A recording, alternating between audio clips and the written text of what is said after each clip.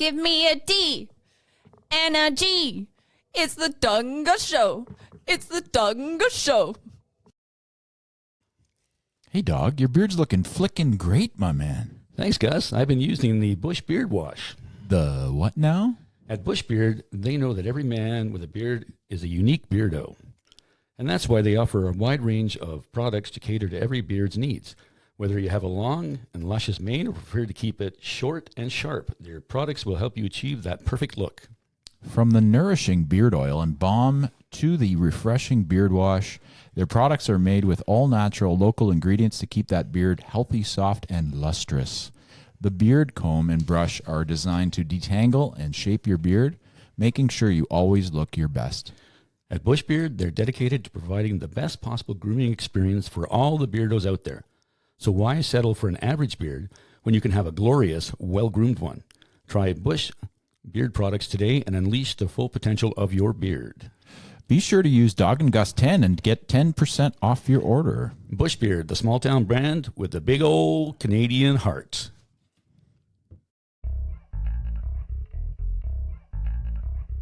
Hey, coffee lovers, Doc here to tell you about our favorite new brew, Green Army Coffee. That's right, dog. Green Army Coffee isn't just delicious, it's coffee with a mission. They're veteran-owned, and every cup supports those who serve. You can taste the dedication in every roast. Whether you're fueling up for the day or winding down, they've got the perfect blend for you. And it's not just great coffee, it's a way to give back. Supporting Green Army Coffee means you're supporting our troops and their families. So what are you waiting for? Grab a bag, sip smart, and support a great cause. Check them out at www.greenarmycoffee.ca. Green Army Coffee, brewed for those who serve.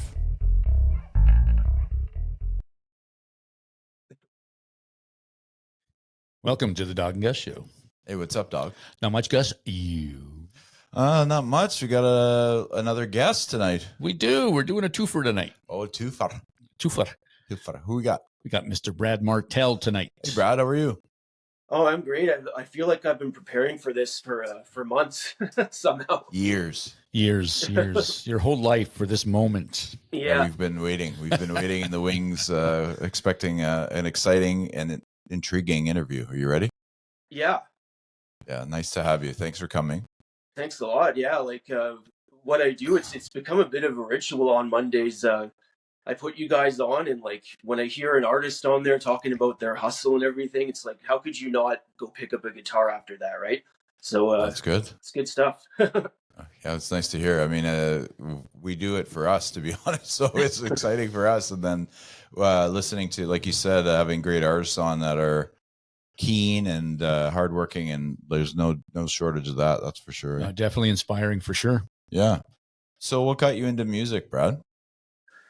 Well, I've always had like kind of an art brain. Like it was going to be something you go through your usual, cowboy astronaut like everyone else. Then it went to writer, actor, and music is what took. I wrote a lot, but anyways. Nice. Were you like, you tried to be an actor at one point or what? No, I just thought I should clarify that. Like, I don't know. I guess this is when I was a little kid, but like, never actually attempted that one. I guess I'm gonna guess that you wanted to ask what my first or like artist that got me into it thing was. So I was like 12 or 13. My first concert was Van Halen. Nice. And that was the one, the whole this is what I'm gonna do moment. That was nice. it. Was it with Sammy or was it with Diamond Dave? You know what? It was with Gary Sharon, the third guy. Oh. Yeah. I never got into them. Sorry? Like Oh, he didn't last very long, though, did he? no. Yeah, that's the whole thing. But the album and like the era in general is kind of frowned upon. But the tour has a good reputation, and like I can agree. But I like to joke that, like, I don't know, my first influence being Van Halen 3. I don't know how good of a start that was, but because I love that album, everyone else hates it. I think there's the purists that just didn't give it a chance. But it's good that you heard it on young ears, Yeah, like pretty much whatever you hear first is going to be your thing. So you don't. Totally. Yeah. Well, that seems to be the imprint, right? At that age, like when you're, because they say that when you listen to music at that time, like 12 to 14, your teens, the beginning of your teen years is usually the base for the music that you'll listen to for the rest of your life. Sounds about Exactly. right. And I'm starting to really see the proof of that now. Like I'm at the point where what I listen to now is pretty much what I did when I was a kid. So It's true. Well, I'm the same way. Like when I was growing up, that's, I always go back to that. I'm not saying who. I know who. Yeah. And I know who for me too. So it's just funny how seems it does happen that way. It's just it's comfort. I think that you get comfortable and you have good memories of it. And first time peeling the plastic off of the CD or the tape, or for you it was a 8-track. Yeah. The reel to reel. Thanks very much. Nice. What do you got cooking right now? Is anything you've been working on some music? yeah, I kind of go like song by song. Really, is how it's. Well, just lately, that's where I'm at right now. But I'm getting ready for a show on the 21st too. Oh, sweet. Nice. Yeah, About This month? yeah. It's like close to the holidays, but I like those.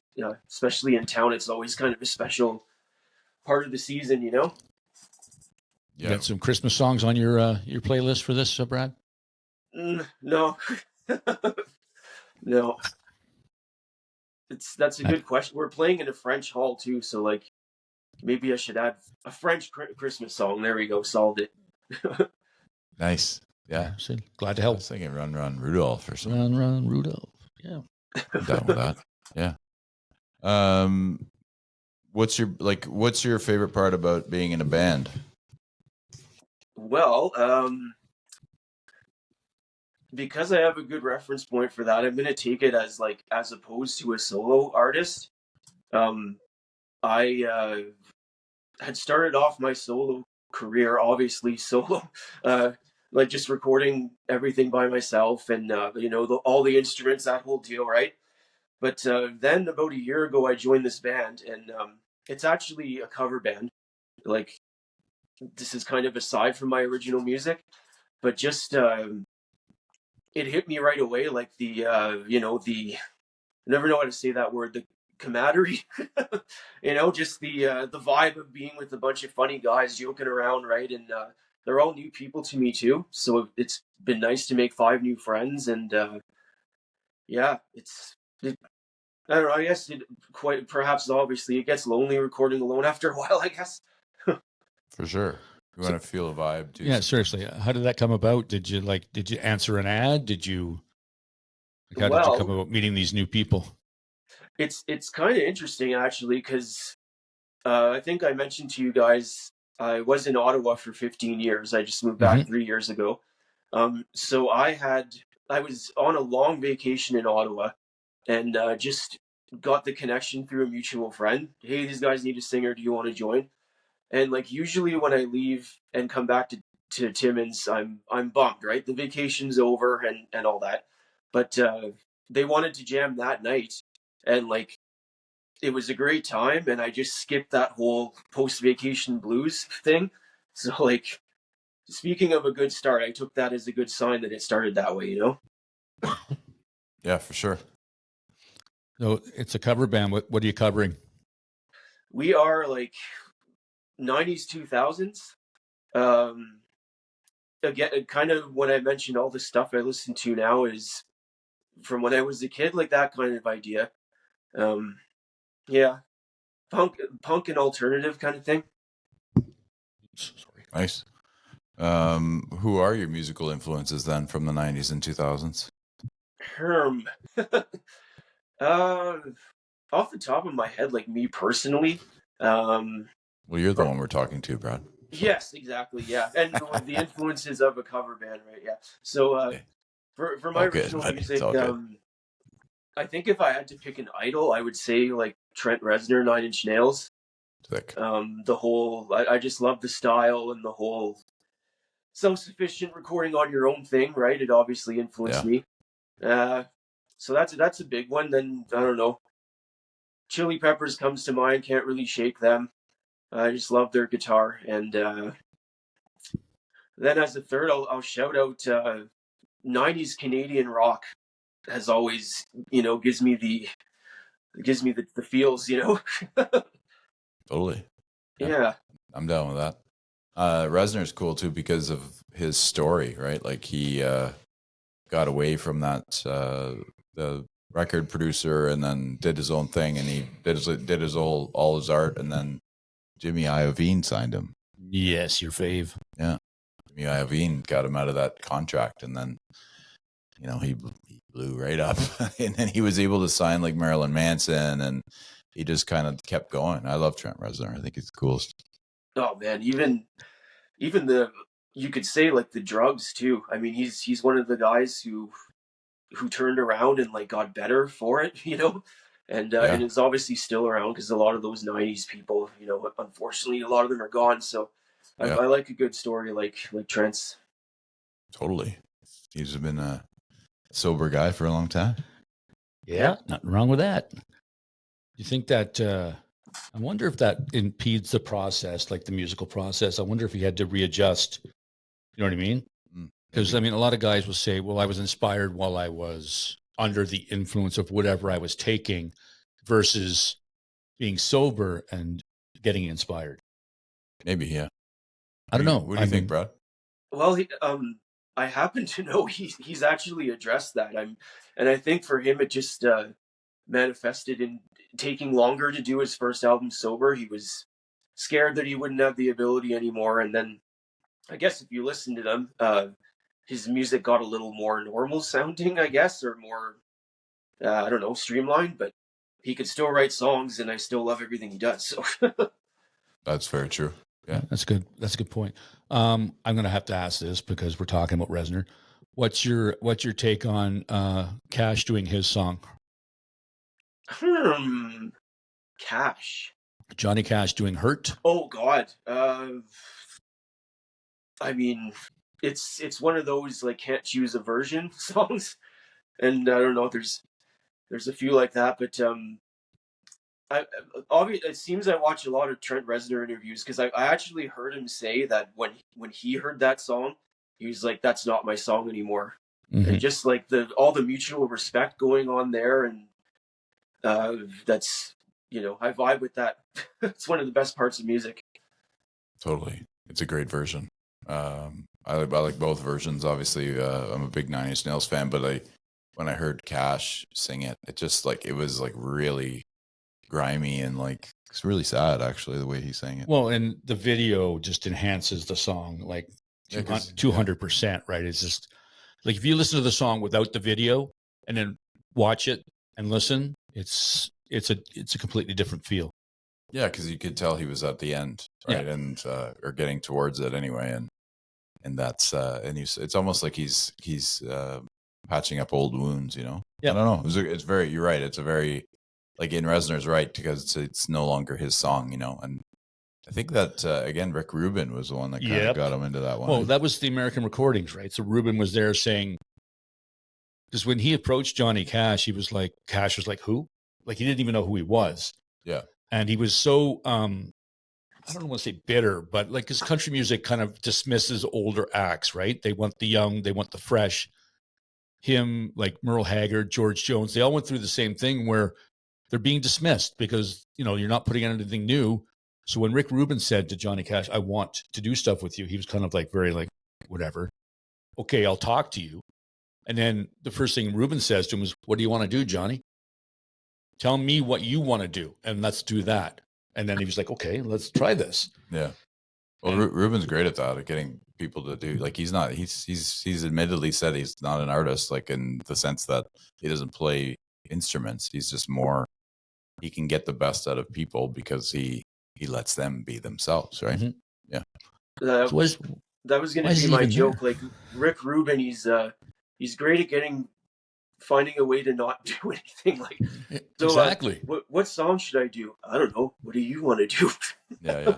But he did approach Cash with Hurt and some other tunes as well. And I guess they had to rearrange some of it because Johnny listened to it and he goes, I don't understand it. I don't get it. I don't want to do it. it's not, Yeah. you know, and then Rick was like, well, what about this? And he kind of tweaked it a little bit, and Cash went, okay. And the Yeah. rest is, as they say. It's true. History. Mhm. Yeah. Do you have what's like a song that was the most difficult for you to write? Oh boy. Herm? Mm, I guess the first thing that comes to mind, I have one called Werewolf that's on my first EP. That was a chord progression and structure that was around for a long time. What was it? I think it was 4 years old by the time it made it on the album. Because a big hurdle for this was I've been in bands before with my songs, and I always usually got others to write the lyrics. That was the one part I couldn't do. And now I can, I've built up, the skill and the ability for it. So thankfully, it's not a problem anymore. But I think that's what held that Werewolf song up. Took a while to find a melody and lyrics. Yeah. Do you find since you found your way, it's a lot easier to write your songs now? Oh, for sure. Yeah, I've kind of developed a whole methodology behind it, which is just what I personally had to do. I mean, sometimes there are songs that are the ones that are released that was that magic came to me in 5 minutes idea, right? But usually I have a bit of a process, and that's just the way it has to be, or the blank sheet of paper gets scary, right? So Yeah, I would think that finding your process makes it a lot easier. So I would imagine everybody's is different. So when you first got into writing, did you like overthink it? Did you sort of like think, okay, or did you just start writing and just like scratch things out and put things in? Like, is that something that you would do as part of your process?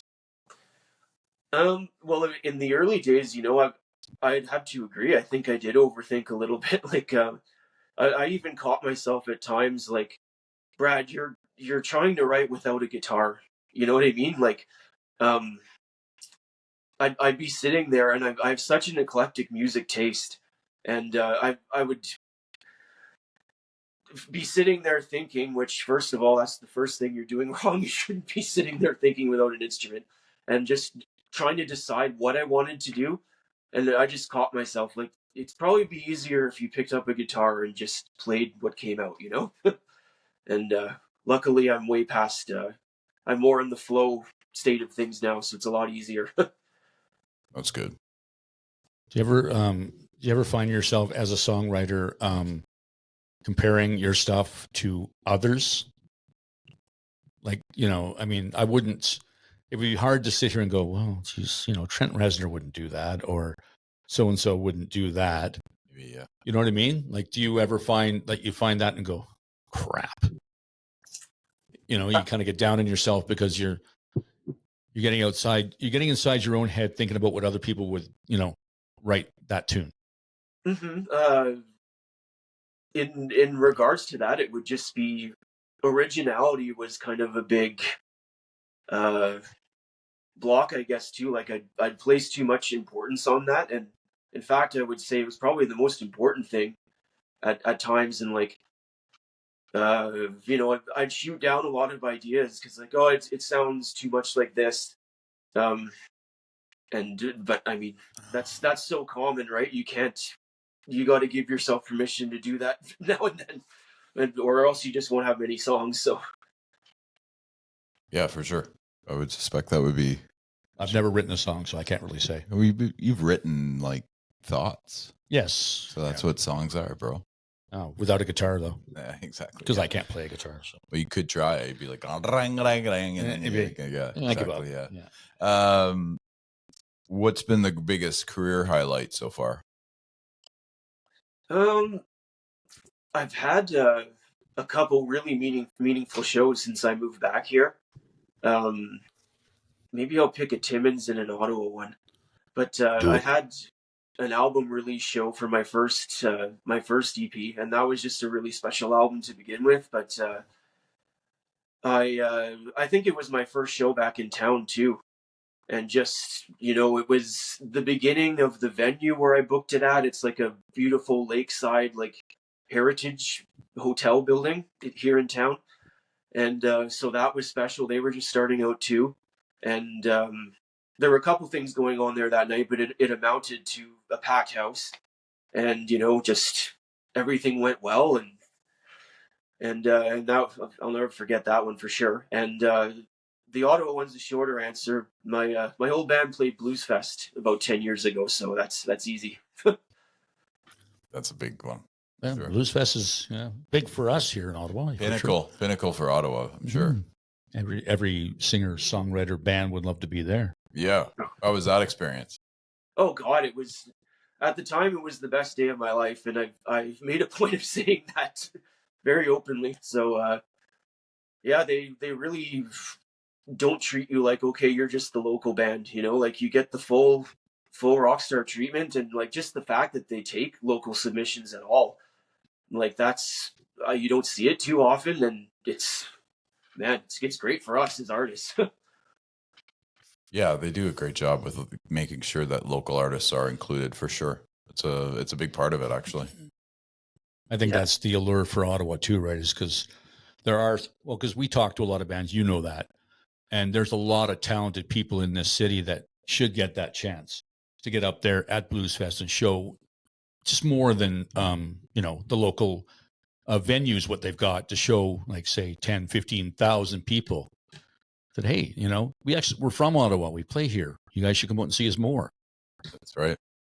Yeah, it takes a little while too. My band was pretty deep in by the time we got in, and I know I have some friends that really should have played by now, or should have been allowed to play by now, who haven't. Desert Island Big Band is one that comes to mind. I know you talked to him. Mm-hmm. Yeah. He's a very good guy, a very interesting guy. Yep. Yeah. Yep. But that's the he thing. writes his book. So we found his book at that coffee shop there. Remember? Yes, we did. Yeah. I think it's still here somewhere. I have it. Oh, do you? Yeah. Okay. What a jerk. He took it. You gave it to me to read. What are you working on musically right now? Well, I actually got an Ontario Arts Council grant application in. Sounded like I was about to say I got it. I got the application a couple weeks ago, and that was valuable already just in itself, because it forced you to actually outline give song titles, how long the songs are going to be, how many are going to be on the album, and talk about manifesting, right? Which I think you guys have brought up a couple times too on here. Like, it was quite literally that. Some things weren't definite, but now I can see it, and sometimes have to remind myself, like, which riff did I say I was going to finish now? So yeah.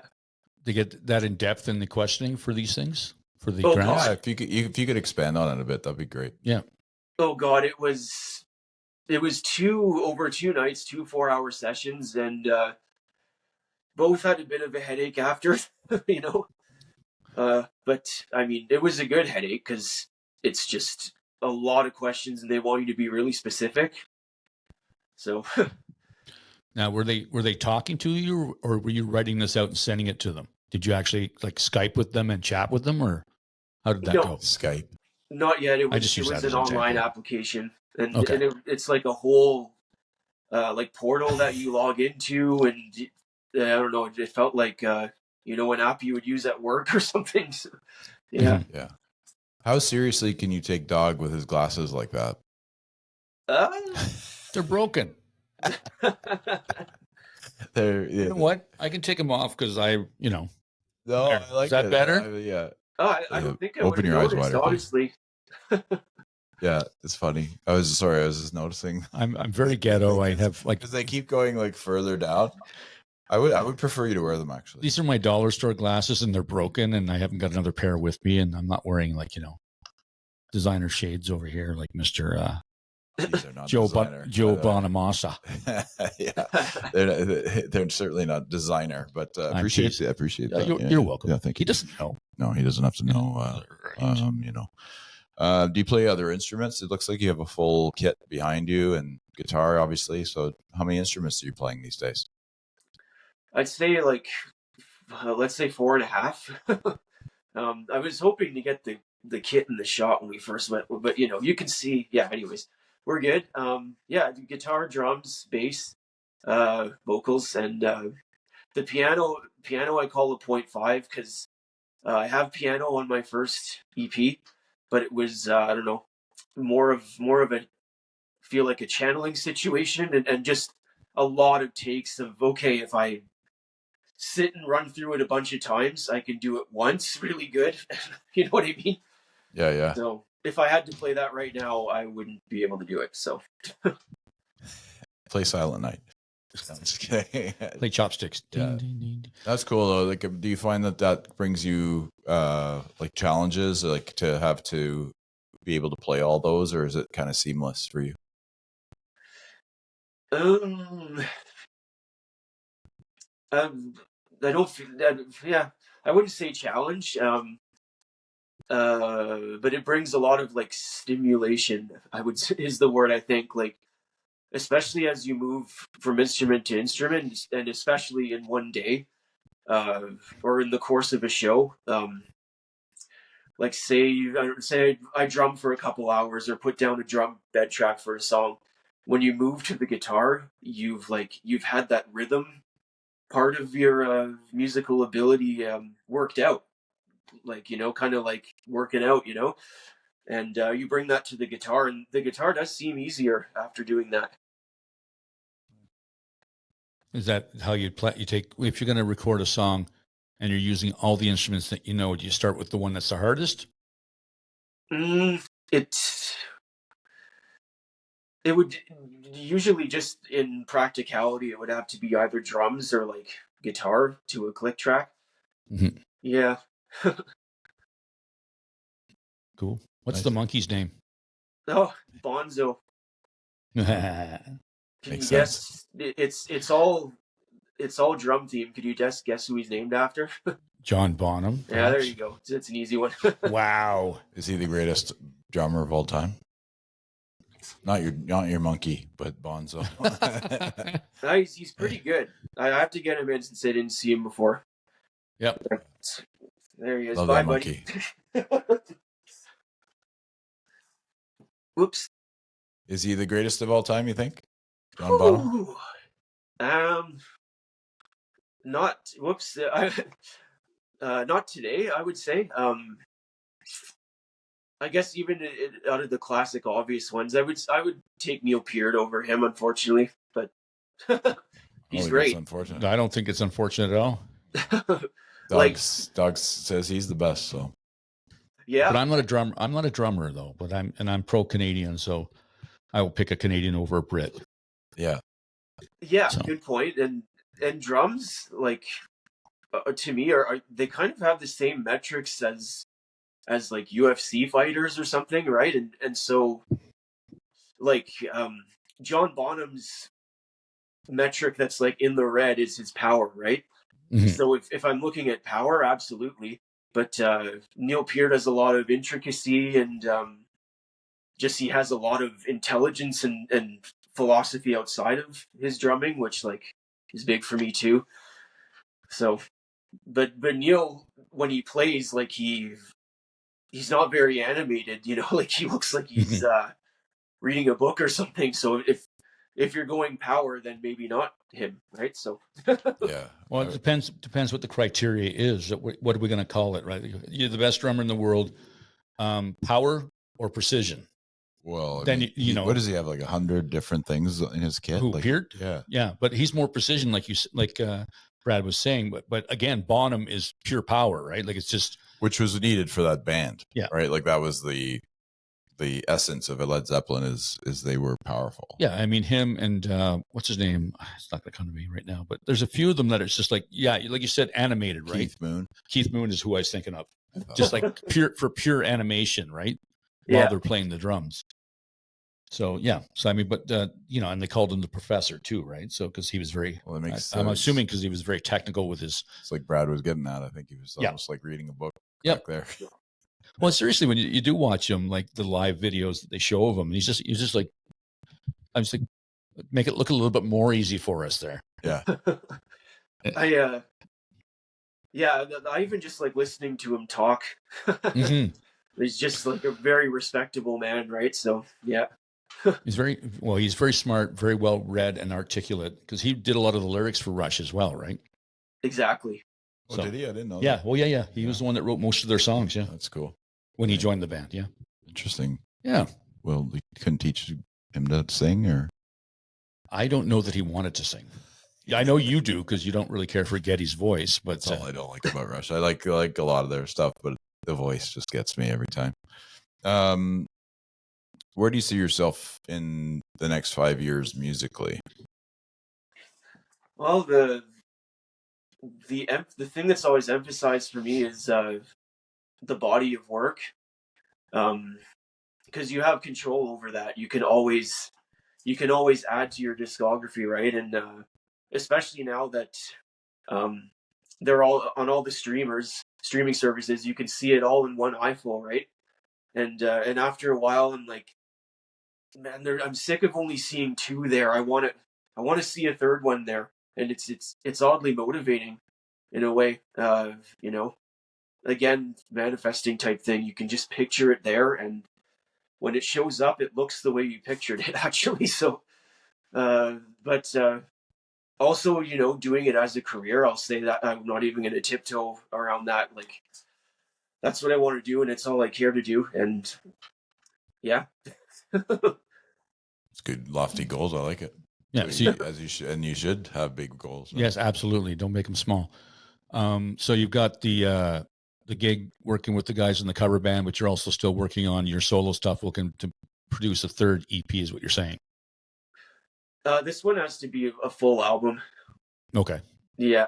LP. LP, long play. Yeah. And I mean, that's literally a has, because that's what I said I was going to do with the application. But also, like, an EP and 2 singles, we got to make that big statement now, I think. Mhm. Yeah. Well, it just seems to be the way things go right now. There's like everybody's single. Okay, I've got 10 singles. Let's make an album. You know, it makes sense. I mean, Yeah. it's kind of the template. I think people absorb more of the music if you release singles, and then you can put it all together. Would you agree? Yeah. And then there's the element of when you're thinking of the next thing to do, you're reacting to the thing you did last. So it's been a couple singles now. So just to think, okay, in a few months, I'm going to put the teaser, like, you know, new single coming Friday, and then release it. You know what I mean? And I think Mhm. even the audience gets the point now too. Like, it's the same idea to come out with an album next time is just a stronger move, I feel. So It's cool. You got to be, you got to be real careful, right? Because I mean, these days the attention span of people is singles. Oh, Brad Martel's got a new single up. Awesome. Oh, he just put out a 10-song EP or LP. Sorry. Oh, okay. You know what I mean? Like, it's just, Maybe. well, I mean, like my generation, like we bought albums, we listened to the whole thing. Yeah. Well, You know what I mean? They would put a single out, like the A&R guys would say, okay, this is your single for this album so far. This is your first single. And hey, I like that single. Do I buy the album or do I wait for the next single? You know what I mean? And I would usually, if I liked the band, I would always buy the album anyway. Yeah. So it didn't really matter. Well, you always listen with open ears. Yeah, So I don't. Yeah, it's kind of just the way it is. But Yeah. it was always fun waiting for that album to come out and being excited when it finally dropped. oh, in so many words, I'm right with you on that. Like, I think it was better. I like that experience better. And I mean, I still do it. They're still putting the CDs out. We don't have a record store here, so I can't go get it on release day. But you know, I'm following the experience just the way the artist wants me to. You know, so and but it's all about having a good time. So whatever you enjoy doing, it's all good. You know. Mhm. Yeah. So Timmins doesn't have a record store. Oh. Hmm. How does where you live affect your career, you find? Oh, good. Yeah, I thought you might ask that. Um, well, the main difference, and I'm gonna start out with a compliment sandwich, just to make it clear that I'm not whining or whatever. But we have a very supportive scene. Um, all of the kind of like you talk about it in your show too. At the shows, it's all the people from the other bands are there. When you release something, all the other bands are all over it. We have two great promotional concert promotion companies, and they're both more or less independent. We had a great summer with them, with our festival with big touring acts, and then uh, the other promotion company is more of a punk rock one, and we just had a beautiful, massive wave of positivity festival for them too this summer. And but the difference in the challenge is I would really love to have a venue where I can just bring my guitar and play. Um, that's the only thing. There isn't really anywhere where you have to arrange sound for yourself, and then it becomes a whole day of setting that all up when it's not already in there, and finding a person to do sound. I did it myself for my first few shows, and it's just too many hats. I couldn't really enjoy myself. Um, but I mean, other than that, when you play these venues, the experience is always great. It's just a bit of a longer day and more planning and costs, but very very supportive scene, and circle back to all the good things I said first, because I'm definitely not whining. It's just it would be great to like, even as a drummer at House of Targ, they have a house kit. Mm-hmm. So like I just walk there sometimes with sticks and cymbals and a kick pedal, and walked home at the end of the night. So I kind of got used to that. Yeah, no doubt. Yeah, I guess it's a different mentality if you're in a smaller city Community. Yeah. Yeah.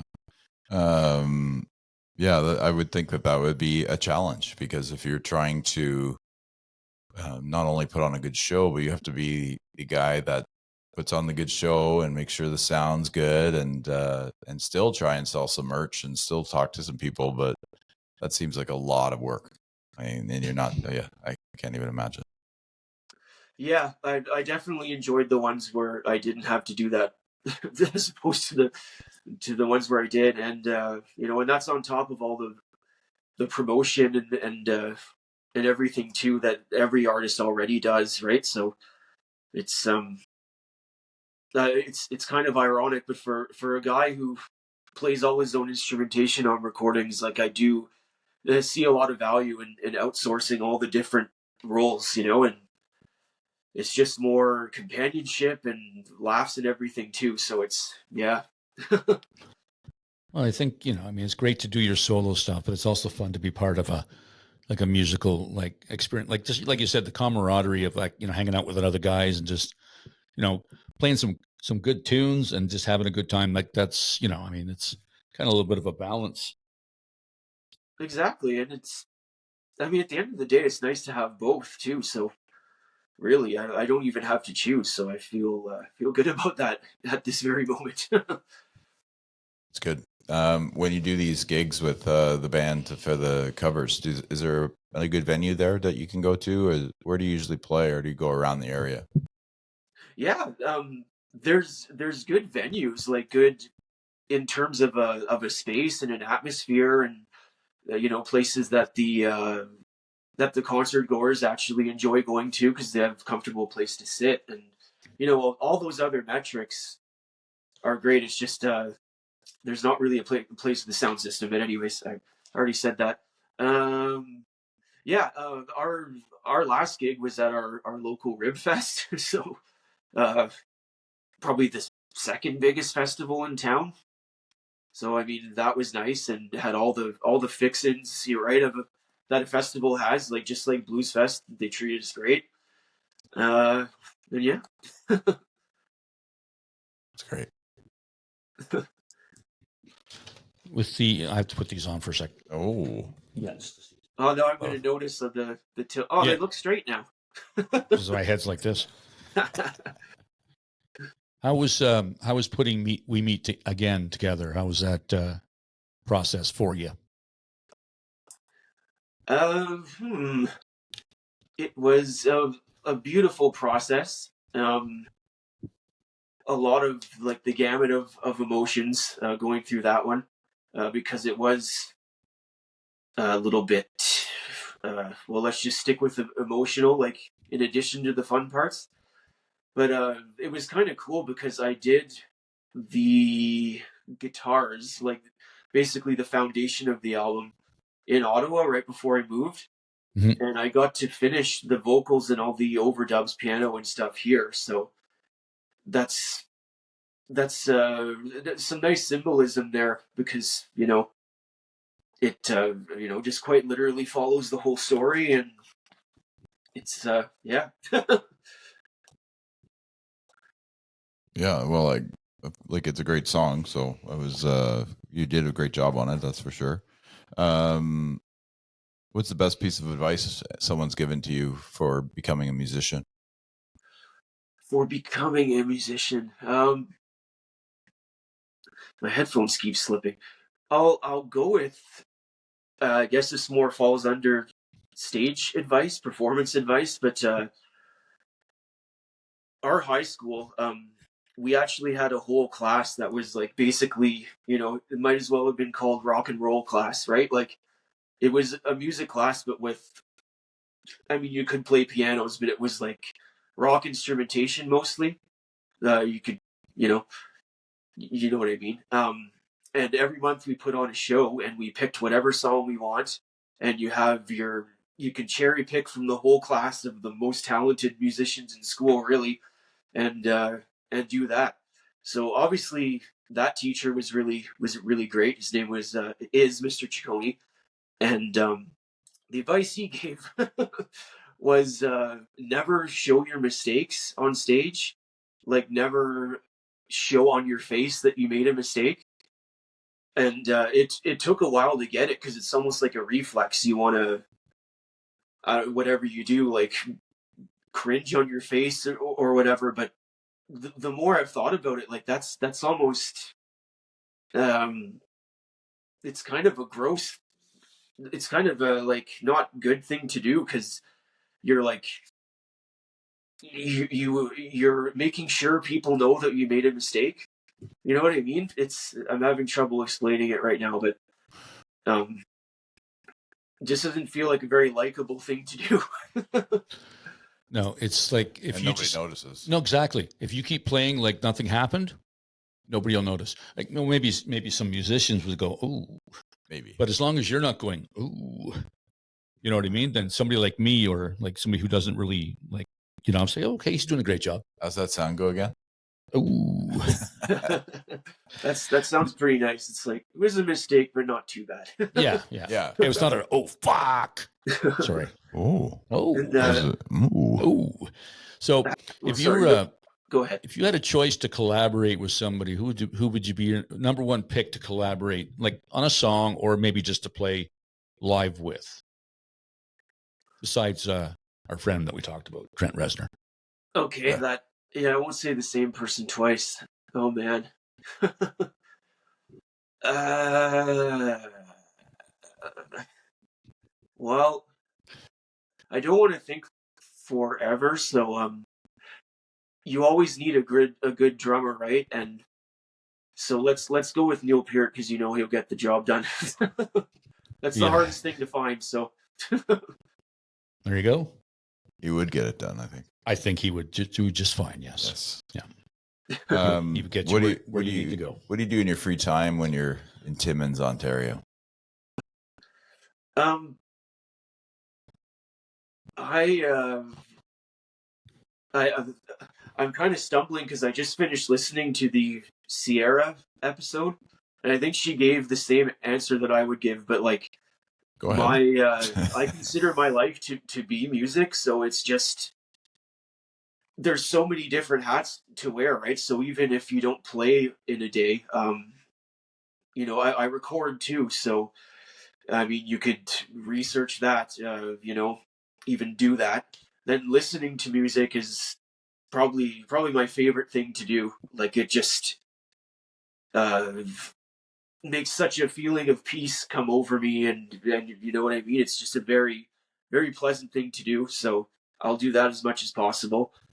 Um, you know, I'm actually pretty social. Like to see my friends, and like fitness, mental health wise, I'm a really big biker too. Just mountain biking around town. Cool. Yeah. He's a biker. He's a biker. Oh, he doesn't look like a biker. No, I look I like had a to biker, clarify but not that kind of biker. Now, who's your cyclist cyclist? Who's your go-to guy for those feels? Like your go-to right like, now? Right now. right now. You know what I mean? Feels Like like you just like when you just want to feel whatever. Yeah, music you put on it for Yeah. whatever mood you're trying to do. oh boy. um, I'll just go with the last thing I listened to, which this week it's been "I Mother Earth." Okay. We the cover band just started playing one of their songs, and it's turning out to be a real standout one. And like they've been around my whole life, right? And just whenever I think of listening to them, it feels like a treat because they scratch so many itches.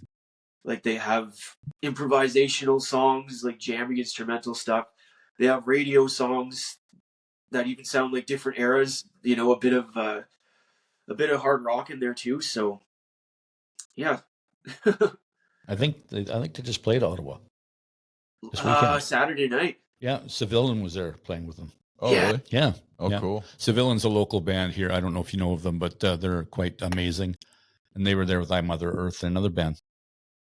So it's funny that you mentioned that. That's pretty cool. Good answer. Very I good. think that was part of what made me want to listen to them too. Mhm. Listen, knowing that was happening. Yeah. All makes sense. I mean, it's Yeah. I like I Mother Earth. I used to love them back in the day. Yeah. Well, he did mention he likes a lot of Canadian 90s bands. So Yeah. that was one of them. Mm. Edwin or not Edwin? I'm gonna say not Edwin right now. Again, because of what's going on most recently. The song we're playing is a Brian Burns song. Their other singer. So Yeah. I'm more of an Edwin guy, but I don't know. he's a really cool guy, and I'm glad he's back with them. Yeah. It's kind of like I'm glad that they reunited and made that work. He made a big mistake. He was managing a bar in Toronto after he went Did he solo. not? Yeah. I was going to say he did some solo stuff. He did, but he wasn't nearly as successful. Huh? And That's the then, chance you and then take. all of a Right? sudden, he was managing a bar downtown Toronto. Do what you got to do. Well, yeah, because your other band is touring and you're and you're not. Was there ever a time where you thought about quitting music altogether? I think that's pretty common. I think everybody does.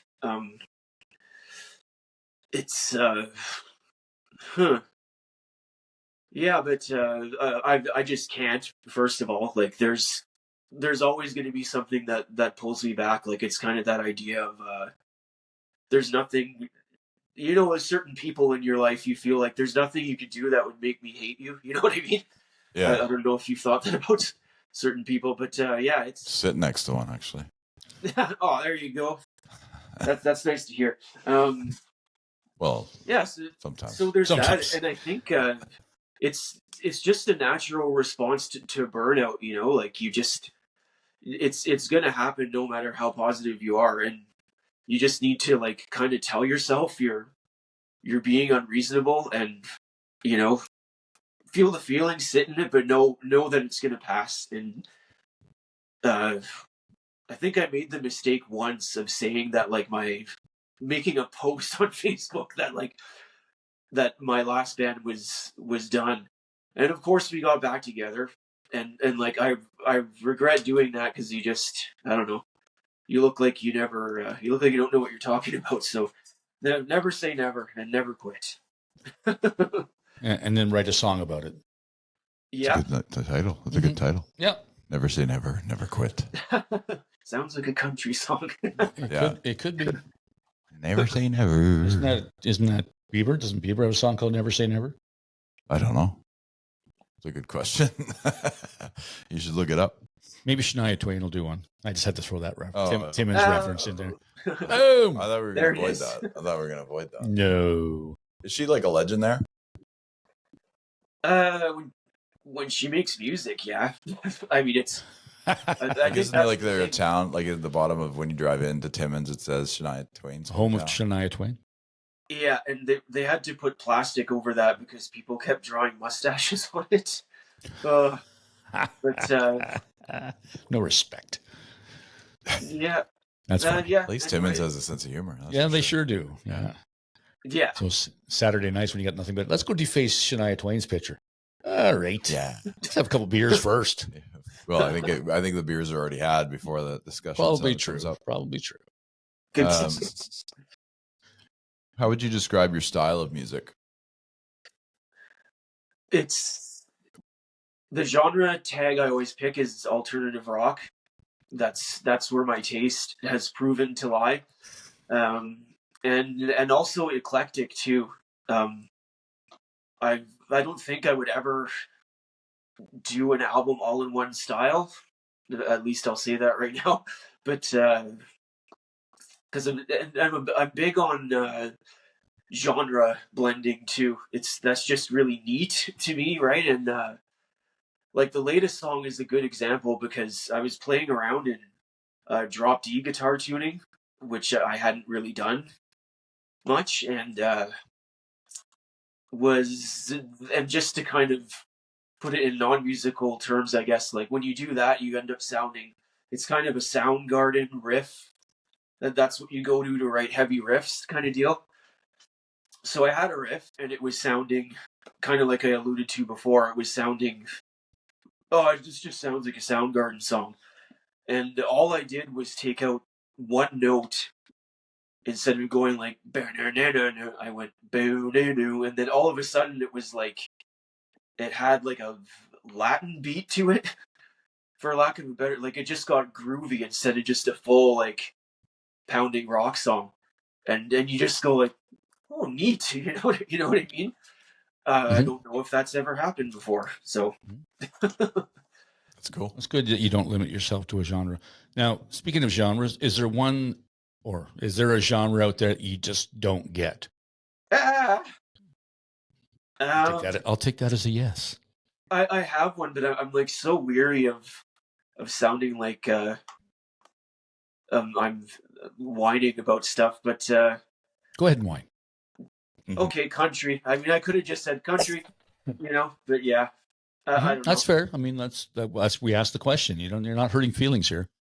I always go with. I mean, like most people, there is some I like, and it tends to be older. And I'll always open my mind to a good song is a good song. So if anyone wants to send me a good modern country song, I mean, I listen to music looking for something to like, and there's very few things that I hate or like songs that I hate. But I just don't like twang for some reason. I don't know. No, that's fair. That's fair. Like you're allowed to like and just like what you like. Now you said old. How old are we talking when you talk country? Well, Like- Johnny Cash is a good one, and like I count Neil Young, like he's made country albums, so I guess that's more folk. Like it's more of I a. don't know. I wouldn't put Neil Young country. What's that? Sorry? Folk would probably be more the category for him. Yeah. True. But- Yeah, but I think he's thrown some steel guitar into a few songs and For stuff. sure. I'm sure. I mean, Blue Rodeo does it too. Yeah, So. yeah. I mean, but See, I would have said Blue Rodeo too. Mhm. And I play a couple of their songs, but I could see someone saying it's not pure country, but I guess that just means I really don't like it because the only stuff I like isn't pure country. So I don't know. well, One day. Johnny is more the outlaw country stuff, so he's more. Outlaw. And you've listened to our show enough to know that we love Johnny, so good choice. Yeah. Does Sturgill Simpson count? Sturgill Simpson does count. We There love you him. go. There we go. I like him. I like Sturgill. Yeah, we Wow. do. We're big fans. Yeah, I'm a big fan of Sturgill. Yeah, he's got some good stuff. All right. So you know the question. You've listened to our show. We ask it to everybody. Is it the decade of 80s music or the decade of 90s music for you? I had to stretch for that. So I don't know. I tried to devise a way that I could say both, but short version is like for mainstream 90s, and I could have just blurted that because just my age and when I was coming of age and all that. There's my heart lies in a lot of it, but for for the foundation of a lot of that 90s music and just more on the underground 80s, like when I'm trying to be cool, I would say 80s because and like the pop music is great and euphoric sounding too, and all the hard rock. Like I said, my first band was Van Halen, so their peak was in the 80s. So Yeah. Yeah, they were pretty big in the 80s. They were, they had a few songs. Well, they Albums, singers. Singers, yeah. Drug use a little bit. Oh, no, none of that. they might have a future, those guys, maybe. Yeah, Well, I not think anymore. But I think their future's done now. yeah, Yeah. Eddie's gone. So Eddie, yeah. That's What do you think about that, Brad? I'll ask you about that because we had this discussion. As you know, if you've listened to this show, I'm a huge April Wine fan. And we're discussing because we like to manifest things as well. And Gus was like, "Well, I sent out a thing to the guys from April Wine." And I said, "Well, in my heart, April Wine's done for me because Miles Goodwin was April Wine. He started the band. He started the band. He was the only original member left. There's no original members left in that band that's touring right now. Thoughts on that?" My gut would have to agree. I mean, I could look at it from the practical sense, like there's someone who needs the money. I would say, but yeah. I don't know if that's the. Like I said, I'd have to agree that once the main force is gone, I mean, you could do tribute shows, just put it under that, frame it that way, Like it'd be the same thing as as the remaining members of Van Halen going out finding a guitar player to play Eddie's parts. Would that it's the same thing. Would that be Van Halen? no. No, it would not. So why am I getting grief from people when I say that's not April Wine? Nobody's giving grief. You're not, but No. I get it from others. Anyway. Oh, I thought it was the only guy you talked to. Surprised. Yeah, but I mean, it's more of a tribute band now. Yeah, he's right. I mean, I think Brad hit it. as long as you throw that in. Actually, I just had a great memory that's very relevant. Another one of my formative shows. I think it was the first bunch of teenagers hopping in a car going on a road trip show. Was the Doors when they had the guy from the Cult singing with them. Ian Ashbury. And that was great, right? So, I mean, I'm contradicting myself now, right? So, because that was just fantastic. And you still had two of the main guys, and I'd rather be able to say that I saw two of the original guys than, they quit in 1969, right? So, I think I changed my answer. Yeah, the longer we talk to him, the change of the like I couldn't see the hip playing with a Gord Downey. I honestly don't. I can't believe you'd say that. Well, I love Gord Downey. No, but you're saying that you couldn't see them play without him. I don't know. I don't know. Like his voice is the hip. Well, it's not just the voice. I know. His artistic production that he puts on while he's singing it too. So his lyrics are just like, so Canadiana and in depth and kind of like thought out and just I don't know. It's just like obviously the music, the band is tight. I mean, they're a great band, but without the key, like a big piece of that is hard to say it's still the hip. I mean, I don't think they want to do that. I mean, I would suspect they basically for Gord's memory, I don't think. Well, just I think for the whole thing, they were also when you watch the documentary, they were also kind of not heading in the same direction, right? So the reason that they did do the tour is obviously because he was dying, and then I don't know what would have happened if he would have stayed with them because he was doing a lot of his own stuff, right? So you just don't know. I mean, things change, right? People unfortunately pass away, and that's I don't know. I think that putting the tribute portion is a good answer to that. Mhm. But how do you really get someone to sing Gord's lyrics without having Gord do it? You know what I mean? Like, because it was such a big part of the production, right? When we see Little Bones, like you see that they're doing, like, he's trying his best to do his Yeah, Gord but the Downie, thing is, but they're a cover band, right? exactly, and that's in your head. They're a Yeah. cover band.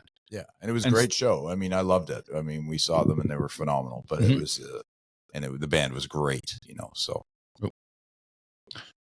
Brad, you still there? In that case, I would say no, which is weird because it's comparable to Jim Morrison, which sounds huge, but it's true. That's how legendary a frontman Gord Downie was, Mhm. and like just to think of somebody trying to do his poetry rants in the middle of songs. Yeah, You know, couldn't do it. because you would have to do it. But picturing someone else trying to do that would be like, No, it's not possible. No. it gives you the ick, Yeah. Yeah. Yeah. So when do you think the album will be done? Are you just going to wait for your financing and then go from there? Well, it has to be done by mid 2026, I believe. But it's the pieces are all there. Like all of the songs are in varying stages of completion. So, I mean, the sooner the better. Because I just like to, like I said, that body of work. Uh, when I'm looking at the 3 album covers there now, and I'm getting sick of seeing only 3, I hope that I have something to put up there quick, right? So, Yeah, yeah. makes sense. Well, we appreciate you spending some time with us, Brad, and we wish you the best of luck in your endeavor. Oh, Yes, thanks sir. a lot, guys. Yeah, Yeah. it's a pleasure. I've been wanting to do it for a while, so thanks a lot for having me. Oh, man. our It's pleasure. great. Yeah, it's great to have you. Thanks for listening to other episodes as well, and keep on keeping on, man. Thanks. Cheers. Dog and Gus, Dog and Gus, Dog and Gus.